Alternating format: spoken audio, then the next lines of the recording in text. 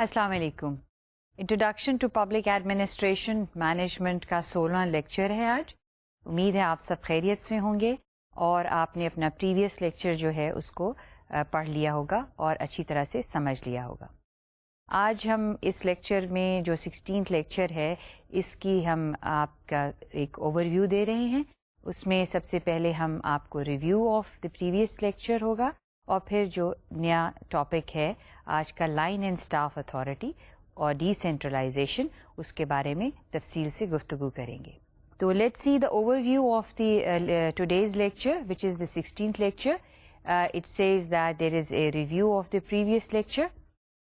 Then it says the concepts of line and authority. What do we mean by line? What do we mean by staff authority? How is authority related to these concepts? That is the other aspect of this lecture today. And then the concepts like decentralization, delegation, centralization. तो ये इनकी हम बात करेंगे। ये concepts बहुत अहम हैं जब हम अदारों को तश्कील देते हैं और जब हम रोल्स और पोजीशंस को डिफ़ाइन करते हैं और उसके बाद हम उनको मुख्तलिफ डिपार्टमेंट्स में डिवाइड करते हैं in specialized area on various spaces. The concept of decentralization and the concept of delegation, centralization are very important. So let's have a look at the previous lecture where we ended, and we were talking about the matrix organization, that what is a matrix organization. As we said in the previous lecture, that matrix organization is, as a matter of fact, a mix of two types of organization: functional, on the basis of function, that the organization is divided, and on the basis of the project that the organization is divided. And if you recall the previous slide, we had tried to give you function on one side and 3 projects on the other side. And as a matter of fact, the projects in the matrix organization are of shorter duration. यूँ समझिए कि matrix organization में जो projects हैं वो कुछ अरसे के लिए तश्कील दिए जाते हैं। जब काम ख़त्म हो जाता है projects को wind up कर दिया जाता है। projects के लिए कोई नया अदारा जो है उसको तश्कील नहीं दिया जाता। जो existing अदारे हैं उनकी सर्विसेज को ही प्रोजेक्ट में इस्तेमाल किया जाता है। ना चूँकि उनकी सर्विसेज को हम जो एग्जिस्ट कर रहे हैं उनको इस्तेमाल करते हैं, उसमें कुछ मसाइल पैदा होते हैं और उन मसाइल का जिक्र हम पिछली दफ़ा कर रहे थे। और पहला उसमें जो मसला हमने जिसकी बात की थी वो था स्टेट ऑफ कॉन्फ्लिक्ट। कॉन्फ्लिक्ट क्यों आता है? कॉन्फ्लिक्ट इसलिए आता है कि एक जो स्टाफ है वो परमानेंट स्टाफ है और एक स्टाफ जो है, जो प्रोजेक्ट का स्टाफ है या जो प्रोजेक्ट में लोग काम कर रहे हैं, वो थोड़ी देर के लिए वहाँ पर मौजूद हैं। तो उनके आपस में जो रोल्स हैं वो कॉन्फ्लिक्ट करते हैं, उसमें तज़ाद और फ़र्क पैदा होता है और उससे कुछ मसाइल भी पैदा होते हैं। जब लोगों में फ़र्क हो, डिसएग्रीमेंट हो, कॉन्फ्लिक्ट हो, तो उसके मसाइल होते हैं, काम जो है वो आहिस्ता हो जाता है। तो पहला मसला है कॉन्फ्लिक्ट का।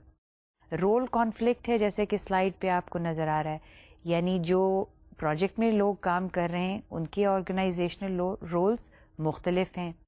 एम्बिग्विटी है, यानी लैक ऑफ क्लैरिटी है, वजाहत नहीं है मुख्तलिफ जो किरदार लोगों के हैं प्रोजेक्ट में और परमानेंट स्टाफ में। तो इस वजह से इसमें एक फ़र्क जो है पड़ जाता है, डिसएग्रीमेंट क्रिएट होती है। तीसरी चीज़ जो इसमें है इम्बैलेंस ऑफ अथॉरिटी।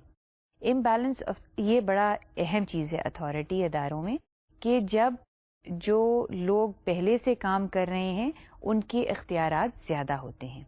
आप यूँ हम कहते हैं कि चूँकि वो ज़्यादा अरसे से किसी अदारे में काम करते हैं उनको ज़्यादा इख्तियारात हो जाते हैं, तो उसकी वजह से जो प्रोजेक्ट में काम कर रहे होते हैं उनके इख्तियारात इतने नहीं होते। तो उससे जो है अथॉरिटी में एक थोड़ा सा इम्बैलेंस क्रिएट हो जाता है, क्योंकि दोनों ग्रुप्स ने काम तो एक ही साथ करना होता है।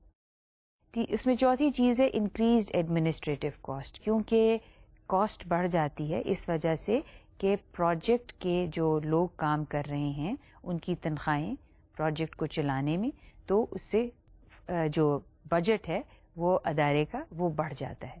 اور چوتھی چیز یہ ہے کہ جب آپ میٹرکس آرگنائزیشن تشکیل دیتے ہیں، اور میٹرکس آرگنائزیشن کی شکل ویسے ہی ہے جیسا کہ سلائیڈ میں تھی پچھلی، جب آپ میٹرکس آرگنائزیشن تشکیل دیتے ہیں تو اس میں کام جو ہے وہ زیادہ وقت لیتا ہے، ہر کام جو ہے وہ زیادہ ٹائم کنزیوم کرتا ہے. اس کی مین وجہ یہ ہے کہ اس میں چونکہ رول کانفلکٹ ہوتا ہے، چونکہ ایک ایمبیگوٹی ہوتی، کلیئر نہیں ہوتے لوگ کہ کس کے پاس کتنا اختیار ہے، جس وجہ سے جو بھی کوئی کام وہ ادارہ کر رہا ہوتا ہے اس میں زیادہ ٹائم لگتا ہے.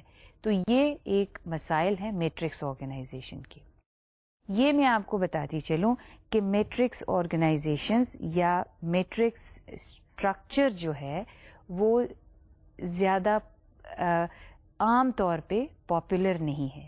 اس طرح کے ادارے جو ہیں یا اس طرح کی جو آرگنائزیشنل اسٹرکچر ہے وہ بہت کم آتی ہے اور تشکیل دی جاتی ہے، اور وہ اس وقت اس کی ضرورت پڑتی ہے جب جو ادارہ ہے کوئی نیا کام شروع کرے اور اس کام کا وہ کوئی لانگ ٹرم بیسس پہ نہ ہو، شارٹ ٹرم بیسس پر ہو. تو ادارہ اپنی ایگزسٹنگ وسائل جو ہیں، جو اس کے موجودہ وسائل اور ریسورسز ہوتی ہیں یعنی مین پاور ہوتی ہے، اس کو وہ استعمال کرتا ہے فار دا پروجیکٹ جو کہ تھوڑے عرصے کے لیے ایک خاص مقصد حاصل کرنے کے لیے بنایا گیا ہے.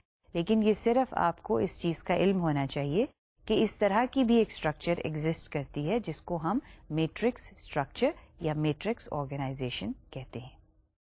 اب ہم تھوڑا سا ریویو کریں گے پاور اور اتھارٹی کو. پاور اور اتھارٹی جو ہے آرگنائزیشنز میں انٹرچینجبلی یہ لفظ استعمال ہوتا ہے، یہ میں نے پہلے بھی کہا. تو پاور اتھارٹی کیا ہے؟ وہ اختیار ہے اس پوزیشن میں، اس رول میں جو ہم نے آرگنائزیشنل رول کی بات کی، جو آپ کو یہ اختیار دیتا ہے کہ آپ فیصلہ کریں، آپ لوگوں کو سپروائز کریں. تو یہ آپ پاور اور اتھارٹی آرگنائزیشن میں بہت ایک اہم کانسیپٹ ہے. اتھارٹی جو ہے وہ پوزیشن میں ویسٹڈ ہے، اور ہم اتھارٹی کو اداروں کے حوالے سے ہم کہتے ہیں کہ یہ لیجیٹیمیٹ اتھارٹی ہے.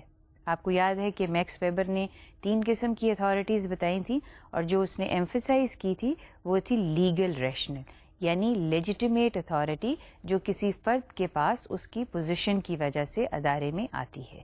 سو آرگنائزیشنز میں جو رولز ہیں ان ہر رول کی ایک اپنی اتھارٹی ہے، یعنی ہر پوزیشن کی ایک اپنی اتھارٹی ہے.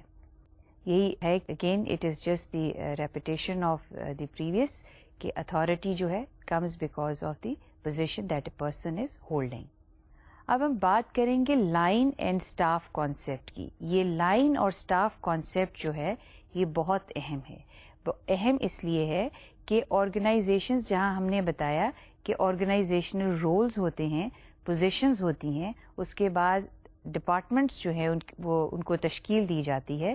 تو ان ڈپارٹمنٹس میں جو ہر ڈپارٹمنٹ ہے اس کے اندر کچھ پوزیشنز جو ہیں وہ لائن کی پوزیشنز ہوتی ہیں، اور کچھ پوزیشن جو ہیں وہ اسٹاف کی پوزیشن ہوتی ہیں. اور لائن اور اسٹاف کیا ہے؟ اب یہ دیکھیے جیسے آپ کو سلائیڈ میں نظر آ رہا ہے کہ لائن فنکشنز وہ فنکشنز ہیں، یا لائن اتھارٹی یا لائن پوزیشن وہ پوزیشن ہے ادارے میں جو ادارے کا کام اصل میں ایکچولی پرفارم کرتی ہیں، جو ایکچولی کام کرتے ہیں. That line functions are those functions that have direct impact on the accomplishment of the objectives of the organization. یعنی جو بھی ادارے کا مقصد ہے، جس مقصد کے لیے وہ بنایا گیا ہے، اور جو لوگ اصل میں اس مقصد کو حاصل کرنے کے لیے کام کرتے ہیں، وہ لائن سٹاف یا لائن پوزیشن کہلاتی ہے. مثال آپ کو دی گئی ہوئی ہے، police person controlling the mob. اب جو پولیس کا محکمہ ہے، اور آپ کو کچھ اگر آپ ریکال کریں تو ہم نے آپ کو ون آف دا لیکچرز میں تھوڑا سا ہیرارکی بتائی تھی پولیس ڈپارٹمنٹ کی. یعنی آپ یوں کہیں کہ اگر انسپیکٹر جنرل پولیس جو ہے صوبے میں ہائیسٹ پوزیشن ہے، تو اس کے نیچے ایڈیشنل انسپیکٹر جنرل ہوتا ہے، پھر اس کے نیچے پوزیشنز ہوتی ہیں، اور سب سے لوور لیول پہ جو پوزیشن آتی ہے وہ اس شخص کی ہوتی ہے جس کو عام زبان میں ہم پولیس پرسن یا پولیس مین کہتے ہیں. پولیس پرسن میں اس لیے کہہ رہی ہوں کہ آج کل پولیس میں پولیس ویمن بھی ہوتی ہیں, سو نیوٹرل لفظ استعمال کرتے ہوئے police persons, men and women both. So جو لوگ لوئسٹ لیول پہ کام کرتے ہیں ادارے میں, وہ ہی اس ادارے کے مقاصد کو حاصل کرنے کے لیے کام کر رہے ہوتے ہیں. تو پولیس کی فنکشن کیا ہے؟ ہم سب کو پتہ ہے کہ پولیس کی فنکشن ہے امن اور امان قائم رکھنا, یعنی ٹو مینٹین پیس. اگر جو مثال آپ کو دی ہے کہ کنٹرولنگ دی موب, اب جو ٹاپ پوزیشن پہ لوگ موجود ہیں وہ لوگ تو موب کو آ کے کنٹرول نہیں کریں گے. That is the police person who is going to control the police. So that those people who are really working, operating to achieve the objective of the organization, they are called line people, line staff اور line authority, جو ان کی authority ہوتی ہے.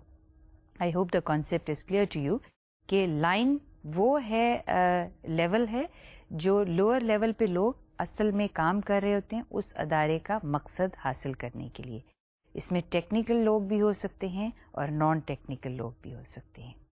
اب ہم دیکھیں گے کہ اسٹاف کا کیا کانسیپٹ ہے. Staff functions are the functions which are advising the line people. Now these are the functions that help the line person work most effectively in accomplishing the objectives. وہ خود ڈائریکٹلی کام نہیں کرتے, right. Line people work directly. They come in contact with the people if they are providing services. یعنی اگر وہ services مہیا کر رہے ہیں تو جن لوگوں کو سروسز مہیا کر رہے ہیں وہ ڈائریکٹلی ان سے رابطہ ہوتا ہے. جیسے میں نے پولیس کی مثال دی. جو اسٹاف کے لوگ ہوتے ہیں وہ ڈائریکٹلی کانٹیکٹ میں نہیں آتے ہیں بلکہ وہ لائن کی ہیلپ کر رہے ہوتے ہیں, مدد کر رہے ہوتے ہیں کہ وہ اپنا کام بہتر طور پہ کر سکے. اب اس کی مثال جو میں آپ کو اسی محکمے سے دی ہے وہ یہ دی ہے کہ a person managing the budget of the organization. اگر پولیس کا محکمہ ہے تو ظاہری بات ہے پولیس کو رن کرنے کے لیے آپ کو کچھ پیسے چاہیے ہوں گے, لوگوں کو سیلریز پے کرنی ہیں جو اس میں کام کر رہے ہیں, اور ایکسپینڈیچرز ہیں, اخراجات ہیں جو کہ اس محکمے کے ہیں.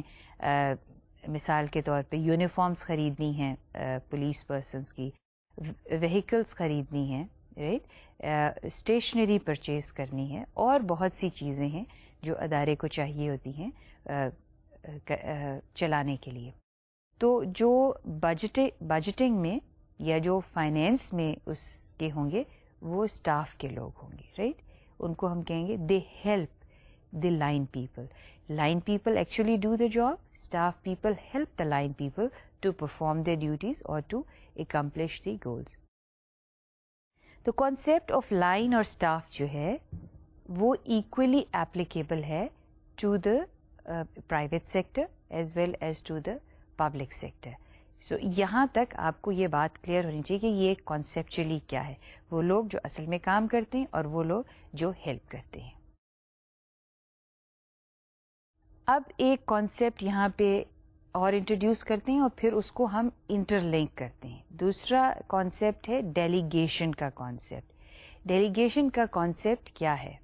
It is the assignment to another person of formal authority and responsibility for carrying out specific activities. Delegation to give formal authority to a person to perform his or her duty. یعنی یوں آپ کہیں کہ اگر, اور میں یہ آپ کو آگے چل کے مزید واضح ہو جائے گا یہ کانسیپٹ, کہ اگر ہم یوں ڈیلیگیشن ایک ہائر لیول پر جو لیٹس سے ہائیسٹ لیول پہ جو لوگ کام کر رہے ہوتے ہیں ان کی کچھ زیادہ اختیارات ہوتے ہیں, لیکن چونکہ یہ ممکن نہیں ہے کہ وہ سارے کام خود کر سکیں, لہٰذا کچھ اپنے اختیارات میں سے کچھ حصہ وہ لوور لیول پہ دے دیتے ہیں. You give a part of your authority to people working down below you. اپنے اختیارات کا کچھ حصہ نیچے پاس آن کر دیتے ہیں. اب یہ آپ کو اس سے وضاحت ہوگی اس کانسیپٹ سے کہ ایک کانسیپٹ ہے اسکیلر پرنسپل. آپ اس کانسیپٹ کو کہہ لیں اسکیلر پرنسپل کہہ لیں یا چین آف کمانڈ کہہ لیں یا لائن آف اتھارٹی کہہ لیں, یہ الفاظ ایک انٹرچینجبلی استعمال ہوتے ہیں. اسکیلر پرنسپل کا مطلب یہ ہے کہ کتنی لائن آف اتھارٹی آپ نے آرگنائزیشن چارٹ دیکھا ہے, اس میں مختلف آپ کو لائنز نظر آتی ہیں. اصل میں وہ لائنز جو ہیں وہ ایک قسم کا ریلیشن شپ شو کرتی ہیں کہ اوپر والے کا نیچے والے سے کیا ریلیشن شپ ہے, اور نیچے والے کا یعنی جو امپلائیز لوور لیول پہ کام کریں اس کا ہائر لیول پہ کیا ریلیشن شپ ہے.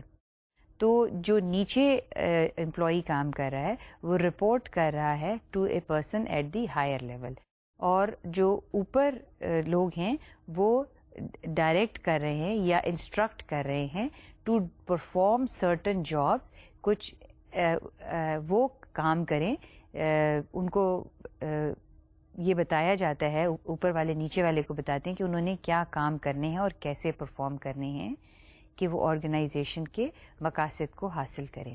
تو اسکیلر پرنسپل ہے the clearer the line of authority from the ultimate management position in an organization to every subordinate position, the clearer will be the responsibility for decision making and effective will be organization communication.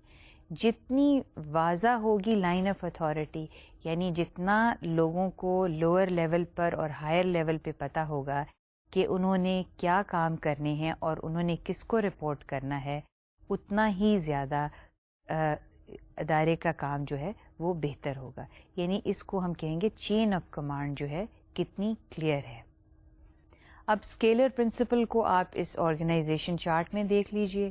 اس میں آپ کو بتایا وہی چیز concept میں نے آپ کو کہا تھا کہ ڈفرینٹ لائنز آپ کو نظر آ رہی ہیں اور یہ لائنز آپ کو شو کر رہی ہیں کہ آپس میں لوگوں کا کیا ریلیشن شپ ہے.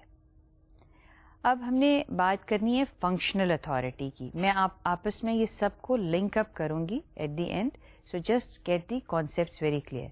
فنکشنل اتھارٹی وہ اتھارٹی ہے جو کسی کام کو پرفارم کرنے کے لیے, کسی کام کو word function it self explains کہ جب آپ نے کوئی کام کرنا ہے تو اس کام کو کرنے کے لیے جو آپ کو اختیارات چاہیے وہ آپ کو فنکشنل اتھارٹی, اس کا نام ہے فنکشنل اتھارٹی. یہ اتھارٹی جو ہے فنکشنل اتھارٹی ڈیلیگیٹ ہوتی, یہ اتھارٹی اوپر سے نیچے آتی ہے. اس کی مثال یوں ہے کہ جب ڈے ٹو ڈے کام کرنے ہوتے ہیں مینیجرز نے, سپروائزرز نے, امپلائیز نے, تو جو پروسیسز اور سسٹمز ہیں وہ یہ فنکشنل اتھارٹی یعنی آپ کو سسٹم کو چلانے کے لیے, یعنی پروسیس جو کام کرنے کا ایک اسٹیپ بائی اسٹیپ اپروچ ہے اس کو کلیئر ہونا آپ کے ذہن میں بہت ضروری ہے. یعنی آپ کس طریقے سے کام کریں گے. اس کی مثال میں یوں دوں گی کہ جیسے ہم نے اسٹاف کی بات کی کہ اسٹاف جو ہے یا وہ budgeting is the staff function. تو بجٹ بنانے کا طریقہ کیا ہے, بجٹ بنانے کا بھی ایک طریقہ ہوتا ہے. تو وہ process of making a budget must be clear, اس لیے کہ اگر آپ بجٹ کو اس طریقے سے نہیں بنائیں گے جس طریقے سے آرگنائزیشن نے ایک میتھڈ یا ایک اسٹینڈرڈائزڈ پروسیجر ایوالو کیا ہے, تو بجٹ اس طرح سے نہیں بنے گا جیسے کہ وہ ادارہ چاہتا ہے. تو پروسیسز یہ ہوتے ہیں the step by step methods to accomplish a task, that is called a process. اور اس پروسیس کو کمپلیٹ کرنے کے لیے آپ کے پاس فنکشنل اتھارٹی ہونی چاہیے, یعنی کام کرنے کے لیے آپ کے پاس فنکشنل اتھارٹی ہونی چاہیے. نا ڈیلیگیشن آف فنکشنل اتھارٹی, ہم نے یہ بات کی کہ ڈیلیگیشن جو ہے فنکشنل اتھارٹی کی وہ کس طرح سے آپ ڈیلیگیٹ کرتے ہیں, اور اس کا ڈیلیگیٹ کرنے کا طریقہ یہ ہے you give a slice of that authority and we will see it through a slide. اچھا, اس سلائڈ میں جو آپ دیکھ رہے ہیں آپ کو ایک سالڈ لائنز نظر آ رہی ہیں, رائٹ. اور سالڈ لائن جیسے چیف ایگزیکٹو کے نیچے 3 لوگ کام کر رہے ہیں, مینیجنگ ڈائریکٹر ریسرچ ہے, مینیجنگ ڈائریکٹر پبلک ریلیشنز ہے, مینیجنگ ڈائریکٹر پروڈکشن ہے. اچھا, یہ ایک ہائپوتھیٹیکل آرگنائزیشن کی آپ کو مثال دینے کے لیے یہ دیا ہے. یہ کوئی پرائیویٹ اور پبلک کا اس میں کانسیپٹ نہیں, it could be any organization. تو اس میں جو دو چیزوں کو میں نے وضاحت کرنے کی کوشش کی ہے. ایک تو آپ دیکھ رہے ہیں کہ managing director research, managing director public relation ہے اور مینیجنگ ڈائریکٹر پروڈکشن ہے. پروڈکشن کے نیچے 3 اور لوگ ہیں, رائٹ. کیا ہے؟ مینیجر پرچیز ہے, مینیجر پرسنل ہے اور مینیجر فیکٹری ہے. کوئی بھی فیکٹری XYZ اس آرگنائزیشن کی ہے وہ ہے. اور پروڈکشن کے نیچے وہ ہے. 2 لوگوں کے نیچے کچھ مزید جو ہے فنکشنز نہیں شو کی ہیں. تو ایک تو یہاں پہ یہ کانسیپٹ میں آپ کو کلیئر کرنا چاہتی ہوں کہ لائن اور سٹاف کا جو مینیجنگ ڈائریکٹر ریسرچ اور پبلک ریلیشن ہے, اس کو ہم کہیں گے یہ سٹاف پوزیشنز ہیں.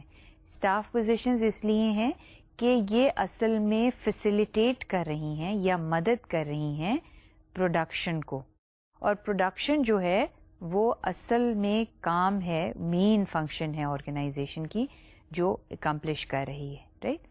تو اس طرح سے ریسرچ اور پبلک ریلیشن سٹاف ہو جائے گی, سٹاف اتھارٹی کہہ لیں یا سٹاف فنکشن کہہ لیں, اور مینیجنگ ڈائریکٹر پروڈکشن جو ہے یہ لائن ہو جائے گی.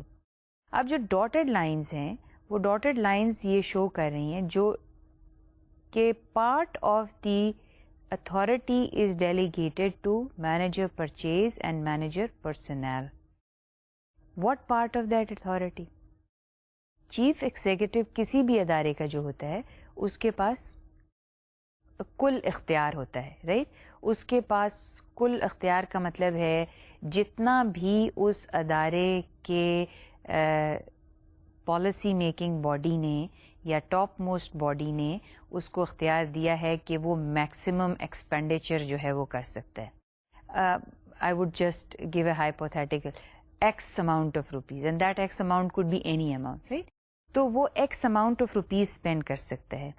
چونکہ اس کو یہ اختیار دیا گیا ہے اس کی ہائیسٹ باڈی نے, لہٰذا اب پرچیزز تو ادارے میں بہت ایکس اماؤنٹ سے بہت کم کی بھی ہو سکتی ہیں, یعنی چند ہزار کی بھی ہو سکتی ہیں, کچھ لاکھوں کی بھی ہو سکتی ہیں. تو مختلف پرچیزز مختلف اماؤنٹ کی ہوں گی. اب یہ ضروری نہیں ہے کہ اگر لیٹس سے کہ چند 100 کی پرچیز کرنی ہے تو وہ بھی چیف ایگزیکٹو خود ہی اس کو اپروو کرے. تو کیا کرے گا وہ یہ کرے گا کہ وہ اپنی جو اختیار دیا ہے روپیز ایکس کا چیف ایگزیکٹو کو, وہ مینیجر پرچیز کو ڈیلیگیٹ کر دے گا, رائٹ, تھرو. اور یہ ڈاٹڈ لائنز شو کر رہی ہیں کہ اس نے اپنی اتھارٹی جو ہے پرچیز کی, اور وہ ڈیفائن کر دے گا کہ لیٹ سے سپوز کہ amount any purchase amounting rupees 5,000 will be purchased by the purchase manager. یہ ایسی میں نے آپ کو مثال دی ہے. تو اس نے اصل میں کیا کیا ہے, اس نے یہ اتھارٹی ڈیلیگیٹ کی ہے ٹو پرچیز مینیجر. اب ہو سکتا ہے کہ کچھ اتھارٹی وہ یہ میں اگین ہائپوتھیٹیکل مثال ہے کہ وہ مینیجنگ ڈائریکٹر پروڈکشن کو دے دے, رائٹ. تو وہ کچھ اس نے پارٹ آف اٹ اتھارٹی جو ہے پروڈکشن کو دے دی ہے, اور کچھ اس نے خود اپنے پاس رکھے. یعنی اگر وہ ہائیسٹ اماؤنٹ کی پرچیز ہے تو وہ خود ڈیسائیڈ کرے گا اور اس کے بارے میں خود وہ سب جو ہے وہ کرے گا. یعنی of course the others will help him اور her. So the whole point is that what we are trying to illustrate is کہ جو اسکیلر پرنسپل کے ایک وہ پرنسپل ہے جس سے یہ بات واضح ہوتی ہے کہ اتھارٹی جو ہے وہ فنکشنل اتھارٹی, کام کرنے کے لیے جو اختیارات ہیں وہ کس حد تک اور کس کو دینے چاہیے. اور یہاں پہ آپ دیکھ رہے ہیں کہ لائن کو یہ اختیارات, یعنی لائن لیول پر جو لوگ کام کر رہے ہیں ان کو یہ اختیار دیا گیا ہے, کیونکہ they are the ones who are really functioning to achieve the goals of the organization. I hope the concept is clear to you کہ اس میں 3-4 باتیں اس پوائنٹ پہ ہم نے کی کلیئر. ایک تو ہم نے لائن اور سٹاف کے کانسیپٹ کو یہاں پہ کلیئر کیا ہے.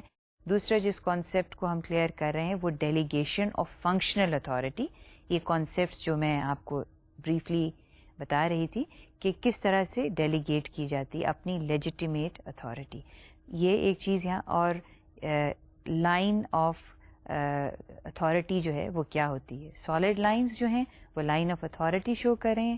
ڈاٹڈ لائنز جو ہیں وہ شو کر رہی ہیں ڈیلیگیشن آف فنکشنل اتھارٹی.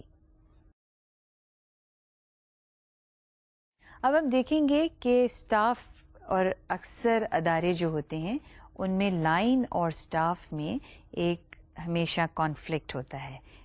اور یہ کانفلکٹ اس لیے ہوتا ہے کہ دونوں کی جو لیول آف اتھارٹی ہے وہ مختلف ہوتا ہے. مختلف ہونے کی وجہ سے ان میں کانفلکٹ ہو جاتا ہے، لیکن دونوں کی اپنی اپنی جگہ ایک اہمیت ہے اور ان کے اپنے فائدے ہیں. تو اسٹاف کا فائدہ جو ہے وہ کیا ہے؟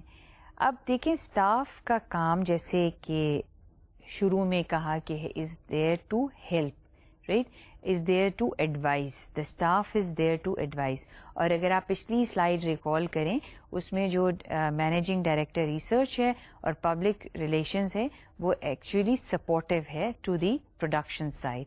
سو the staff is advisers as far as critical businesses are concerned.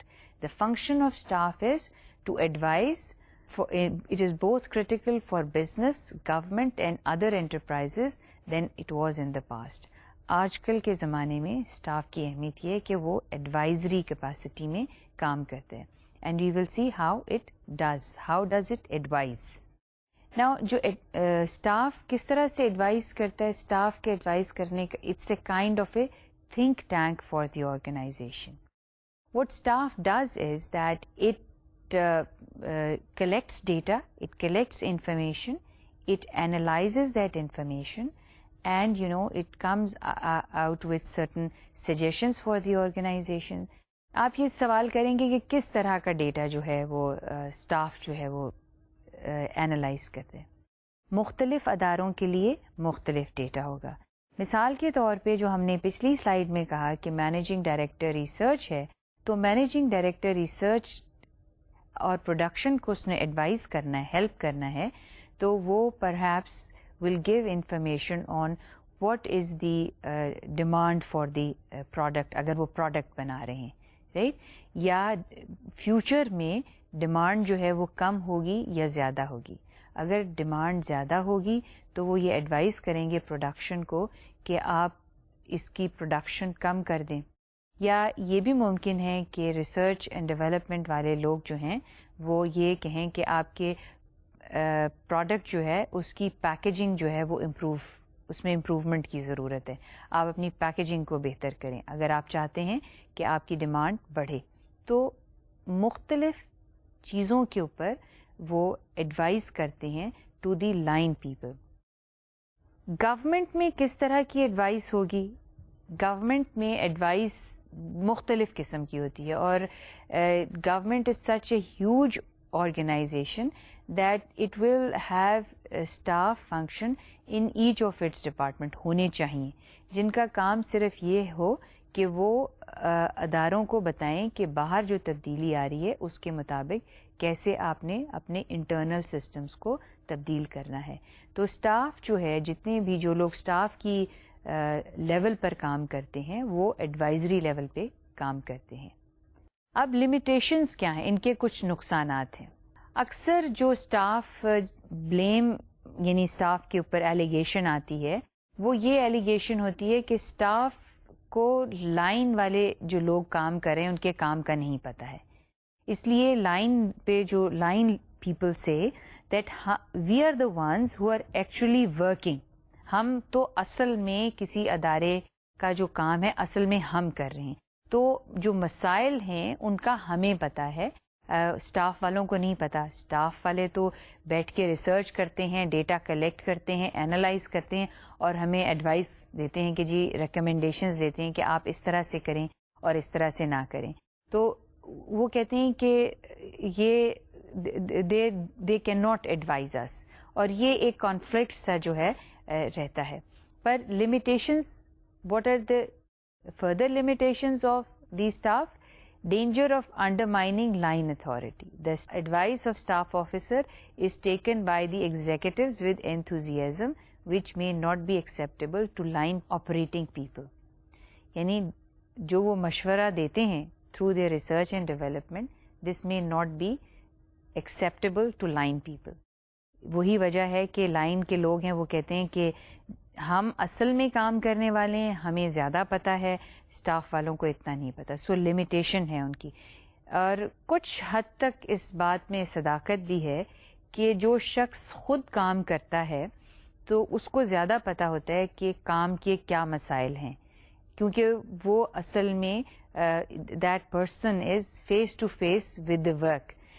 جو لوگ اس سے ڈائریکٹلی لنکڈ نہیں ہوتے, جن کا ڈائریکٹ واسطہ نہیں ہوتا اس کام سے, ان لوگوں کو شاید مسائل کی اتنی سمجھ نہیں آتی ہے. تو یہ بات ایک حد تک صحیح ہے. لیکن جو دوسری طرف آرگیومنٹ ہے وہ آرگیومنٹ یہ ہے کہ جو لائن کے پہ لوگ کام کرتے ہیں, یعنی لائن لیول پہ لوگ کام کرتے ہیں, ان کے پاس اتنا وقت نہیں ہوتا کہ وہ اتنی سوچ و بچار کر سکیں مسائل کے اوپر. تو یہ ایک لہٰذا کچھ لوگ ایسے ہونے چاہیے جو سوچ و بچار کریں اور وہ ایڈوائز کریں. اس بات میں بھی ایک حد تک صداقت ہے. لیکن اس کا حل کیا ہے؟ تو ایک حل تو آبویس سا ہے کہ اگر لائن اور سٹاف کے لوگ مل کے ایک مسئلے کے حل کو ڈھونڈیں تو شاید وہ ایک بہتر حل ہو. تو یہ ایک کانفلکٹ کا ریزالو کرنے کا طریقہ ہے. But this is the general allegation that is put to staff کہ اسٹاف کو لائن کے مسائل کا اتنا نہیں پتہ ہے. دوسری جو لمیٹیشن کہہ لیں یا جو اعتراض ہے اسٹاف کے اوپر وہ کچھ اس طرح سے ہے. Lack of staff responsibility. Advisory department only propose plans while line has to implement. This creates situation for shifting blames for mistakes. یہ وہی بات یوں ہے کہ جو اسٹاف ہے وہ تو ایڈوائز کر رہا ہے, رائٹ, اور ایڈوائز کر رہا ہے ان اے سینس بیکاز انہوں نے امپلیمنٹ تو یہ چیز خود نہیں کرنی. جو ایڈوائز ہے اسٹاف کی اس کو امپلیمنٹ کرنا ہے کسی دوسرے نے. تو وہ کہتے ہیں کہ لائن والوں کا کہنا یہ ہے کہ جو امپلیمنٹیشن کے پرابلمز ہیں وہ اسٹاف کو نہیں پتہ ہیں, لہٰذا ان کے اوپر یہ ذمہ داری نہیں ہوتی کہ جو انہوں نے مشورہ دیا ہے اس سے جو نتیجہ برآمد ہوگا وہ اگر بہتر ہوگا یا اگر وہ خراب ہوگا تو اس کی ذمہ داری کون لے گا. اس کی ذمہ داری لائن کے لوگوں پر آئے گی جنہوں نے امپلیمنٹ کیا ہے یا جنہوں نے وہ مشورہ دیا. تو یہ بھی ایک لمیٹیشن ہے. تیسری لمیٹیشن ہے thinking in vacuum. Thinking in vacuum because staff people do not implement what they advise, they are blamed for thinking in vacuum. چونکہ انہوں نے جو مشورہ دیتے ہیں انہوں نے اس کو خود امپلیمنٹ نہیں کرنا ہوتا, لہٰذا ان کی جو ایڈوائس ہے, ان کی جو ریکمنڈیشن ہے وہ ایسے ہی ہے جیسے انہوں نے ایک خلا میں ایک ویکیوم میں ایک مشورہ دے دیا ہے. اصل پرابلم کا ان کو معلوم نہیں ہے اور مشورہ وہ ایسا دے رہے ہیں جس کا ریالٹی سے کوئی تعلق نہیں ہے. سو یہ ایک اور لمیٹیشن ہے. تو اس لمیٹیشنز کے بعد ہم ایک اور کانسیپٹ پر آتے ہیں جو ہے decentralization of authority. Decentralization کا کانسیپٹ کیا ہے؟ It is the tendency to disperse decision making authority in an organized structure. Organization authority is merely the discretion given to people to use their judgment to make decision. ہم نے what is the amount of decentralization that the organization should give to its people. Now decentralization اور centralization again یہ concepts ہیں جو delegation سے linked ہیں. Decentralization کا مطلب یہ ہے کہ کس حد تک ڈسپرس یعنی کس حد تک جو اختیارات ہیں وہ لوگوں کو دیے گئے ہیں, رائٹ, یعنی given out in the organization, اور کس حد تک جو اختیارات ہیں وہ اوپر تک محدود ہیں, چند لوگوں کے ہاتھ میں محدود ہیں. اگر چند یا ایک لوگوں کے ہاتھ میں زیادہ اختیارات ہوں تو اس کو ہم کہیں گے سینٹرلائزیشن. اگر اختیارات زیادہ لوگوں کے پاس ہوں تو اس کو ہم کہیں گے ڈی سینٹرلائزیشن. سینٹرلائزیشن بہتر ہے یا ڈی سینٹرلائزیشن بہتر ہے، یہ ایک علیحدہ کوشچن ہے، یہ ڈپینڈ کرتا ہے سچویشن کے اوپر. لیکن ابھی ہم ان کانسیپٹس کو دیکھ رہے، مزید وضاحت سے دیکھ رہے ہیں کہ ڈی سینٹرلائزیشن کا کانسیپٹ جو ہے آرگنائزیشنز میں وہ کس طرح سے اس کے کو افیکٹو بنایا جا سکتا ہے. یہ ایک ڈائیگرام ہے آپ کے سامنے. اس ڈائیگرام میں اٹس اے ریکٹینگل اور اس کو 2 ٹرائنگلز میں ڈیوائڈ کیا گیا ہے. ایک طرف آپ کو اوپر جو 2 ایرو نظر آ رہے ہیں کمپلیٹ سینٹرلائزیشن اور دوسری طرف کمپلیٹ ڈی سینٹرلائزیشن، اور بریکٹ میں لکھا ہے نو آرگنائزیشن اسٹرکچر. یعنی اگر کمپلیٹ سینٹرلائزیشن ہے تو آرگنائزیشن اسٹرکچر جو ہے وہ آلموسٹ نان ایکسٹنکٹ ہو جائے گی، وہ نہیں ہوگی. اب یہ آپ پوچھیں گے کہ کس طرح سے، کہ ایک شخص ہی سارے کل اختیار ایک کے پاس ہیں. ایک کارنر میں یہ آپ کو دکھائے، اور دیکھیں آپ اس سلائیڈ میں ہے اتھارٹی ناٹ ڈیلیگیٹڈ. کوئی بھی اتھارٹی جو ہے وہ نیچے پاس آن نہیں کی گئی. جو بھی اختیارات ہیں، جو اگر ہم پچھلی ایک اور ڈائیگرام کو دیکھیں جس میں چیف ایگزیکٹو کا تھا کہ چیف ایگزیکٹو کے پاس امیجن کریں سارے اختیارات ہیں اور اس نے اپنے اختیارات کسی کو نہیں دیے آگے، تو کیا آرگنائزیشن فنکشن کرے گی؟ آرگنائزیشن اسی وقت فنکشن کر سکتی ہے جب لوگوں کو اختیارات ہوں، جب اتھارٹی جو ہے ڈسپرسڈ ہو، جب ڈفرینٹ لیول پر ڈفرینٹ اتھارٹی جو ہے وہ لوگوں کے پاس اختیارات موجود ہوں. اچھا، اگر اس کے برعکس آپ دیکھیں اسی چارٹ میں کہ کمپلیٹ ڈی سینٹرلائزیشن ہے، ٹوٹلی آپ نے سب اختیارات دے دیے اور جو ٹاپ ایگزیکٹو ہے اس نے اپنے پاس کوئی اختیار نہیں رکھا، تو کیا آرگنائزیشن فنکشن کرے گی؟ کر بھی سکتی ہے اور نہیں بھی کر سکتی، لیکن زیادہ چانس یہ ہے کہ وہ نہیں کرے گی. اس کی وجہ کہ اگر کچھ اختیارات جو ہیں وہ ٹاپ لیول پہ رکھنے ضروری ہیں. یہ اس بات کو یہاں پر جو کانسیپٹ کلیئر کرنے کی کوشش کی گئی ہے وہ یہ ہے کہ آپ جو سینٹرلائزیشن اور ڈی سینٹرلائزیشن ہے اس کا کوئی ایک بیلنس ہونا چاہیے. You have to put it on a scale. These are the 2 extremes. Centralization and decentralization are 2 extremes, and we have to see where we have to strike a balance. کہ کہاں پر اختیارات جو ہیں وہ between centralization اور decentralization. یہ اس slide پہ آپ کو یہ انفارمیشن دی گئی ہے جو میں نے آپ کو ایکسپلین کیا ہے کہ the degree to which formal authority is delegated by manager throughout the organization runs along the continuum. Continuum کیا کہیں گے؟ Scale. A scale of centralization to decentralization. You know, it runs on the scale. ایک اس کے اوپر ہے from extreme, one extreme to the other extreme. From centralization to decentralization. In a relatively decentralized organization, considerable authority and responsibility is passed down the organizational hierarchy. Right? اگر کوئی ادارہ D centralised ہے تو اس میں نسبتاً جو اتھارٹی ہے وہ ڈیلیگیٹ کی جاتی ہے to various levels in the organization, اور اگر کوئی ادارہ نسبتاً سینٹرلائزڈ ہے، یہ ریلیٹو ٹرمز میں ہے، تو اتھارٹی جو ہے وہ زیادہ ٹاپ لیول پر ہے اور کم لوور لیول پر ہے. This is the concept of centralization and decentralization. یہ آپ کو اس سلائیڈ سے اور اس سے جو پچھلی سلائیڈس ہے اس سے یہ کانسیپٹ واضح ہو گیا ہوگا. اب یہاں پر 3 طرح کی ڈی سینٹرلائزیشن بتائی گئی ہے. پہلی ڈی سینٹرلائزیشن ہے آف پرفارمنس، دوسری ڈپارٹمنٹل ڈی سینٹرلائزیشن ہے، اور تیسرا ہے centralization as an aspect of management. تو اب ہم ان کو دیکھتے ہیں کہ یہ what are these 3 different types of D centralisation.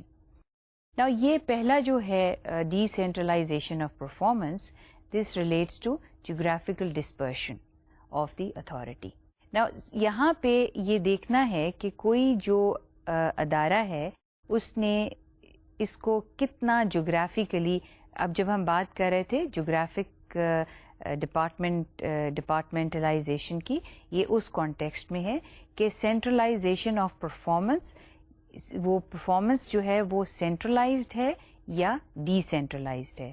So it pertains to geographic concentration. It characterizes a company operating in a single location. یعنی یہاں پہ اگر کوئی ادارہ جس نے اپنا سب آفس جو ہے کسی ایک لوکیلٹی ایک ریجن میں کھولا ہے، تو آیا وہ اپنی اتھارٹی کو وہاں پہ ہیڈ آفس میں رکھے گا، یا وہ اتھارٹی کس ایکسٹینٹ تک جو ہے اس جغرافیکل ریجن میں جو ہے وہ اس کو ڈسپرس کرے گا، ڈیلیگیٹ کرے گا اس اتھارٹی کو، رائٹ. تو سینٹرلائزیشن آف پرفارمنس، اگر آپ نے کسی کی پرفارمنس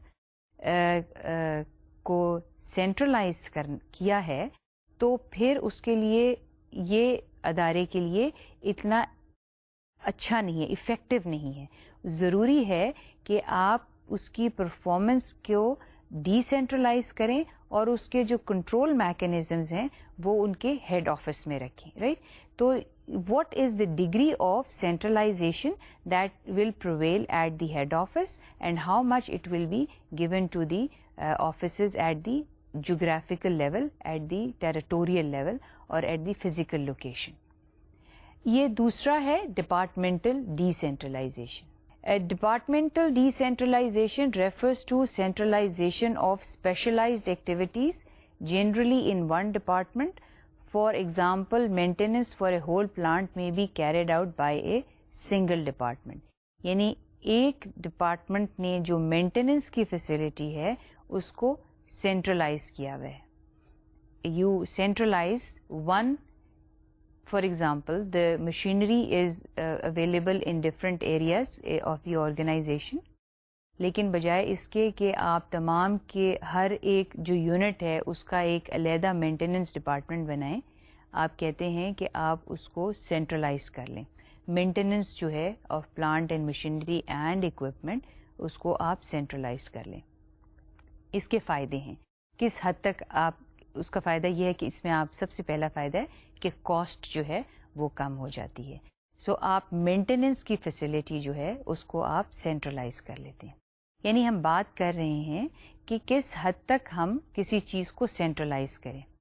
یہ بات بڑی واضح ہے، میں آپ کو یہاں پہ بتاتی چلوں کہ جو فیصلہ ہے سینٹرلائزیشن کا اور ڈی سینٹرلائزیشن کا، یہ ویری کرتا ہے from organization to organization and from the need of the organization. If the organization wants that it is more efficient to decentralize performance or decentralize maintenance, and that is more does not incur too much of cost, یعنی اس پہ budget increase نہیں ہوتا، پیسہ زیادہ نہیں لگتا اور performance بہتر ہوتی ہے، تو آپ اس کو فیصلہ کریں گے کہ ڈی سینٹرلائز کر دیں. لیکن اگر اس کے برعکس یہ دیکھا جاتا ہے کہ آپ کو مینٹیننس میں اگر آپ ہر ایک کو انڈیویجول مینٹیننس یونٹ دیں گے، مینٹیننس کے لوگ دیں گے، تو اس میں آپ کی کاسٹ بڑھے گی. تو سینٹرلائزیشن جو ہے maintenance of a plant, maintenance of a machinery, the organization keep it as a centralize. یہ اس کی مثال یوں ہی ہے جیسے کہ بجٹنگ سے بھی آپ لے سکتے ہیں کہ کسی حد تک ہر سرکاری ادارے کو اختیار ہوتا ہے کہ وہ اپنا بجٹ خود بنائے، right. The finance ministry delegates certain authority, decentralizes that how a budget will be made. But it does keep certain authority, یا کچھ اختیارات وہ اپنے پاس رکھتی ہے کہ بجٹ آپ نے اس لائن پہ بنانا ہے، اس پیٹرن پہ بنانا ہے. بجٹ بنانے کا یہ طریقہ ہے. تو کس حد تک کوئی ادارہ سینٹرلائز کرتا ہے اور کس حد تک ڈی سینٹرلائز کرتا ہے، یہ ادارے کی پالیسی کے اوپر ڈپینڈ کرتا ہے. تو ہم نے دو طرح کی سینٹرلائزیشن دیکھی، centralisation of performance and centralization of maintenance. تیسری ہے centralization of management. What is centralization of management? It is the tendency to restrict delegation of decision making. A high degree of authority is held at or near the top by managers in the hierarchy.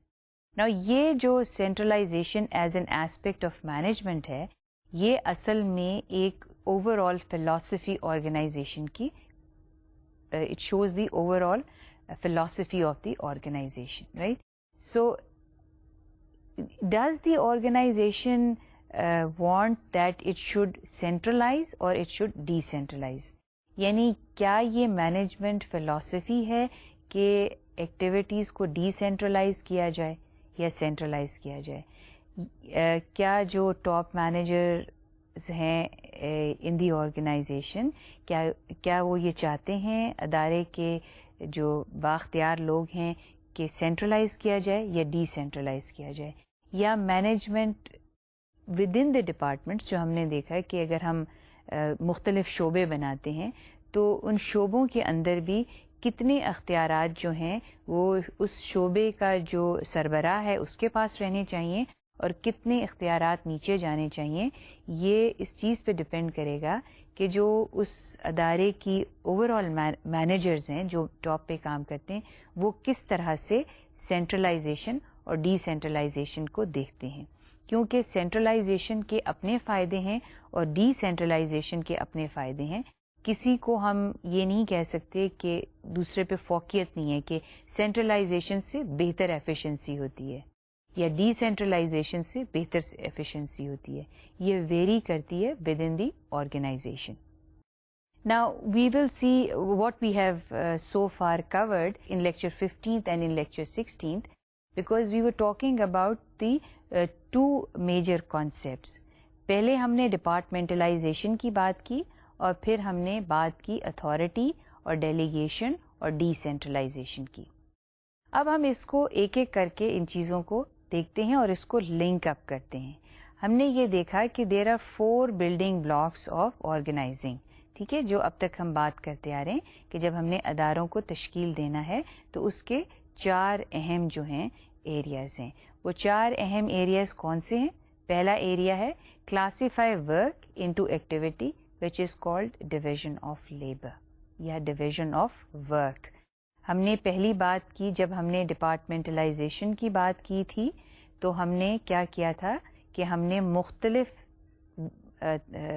بنیاد یا bases بتائے تھے جس پہ ہم ڈپارٹمنٹلائز کر سکتے ہیں ادارے کو۔ تو ہم نے پہلی بات کی تھی کس چیز کی؟ ڈویژن آف ورک کی۔ بہت پرانا کانسیپٹ ہے۔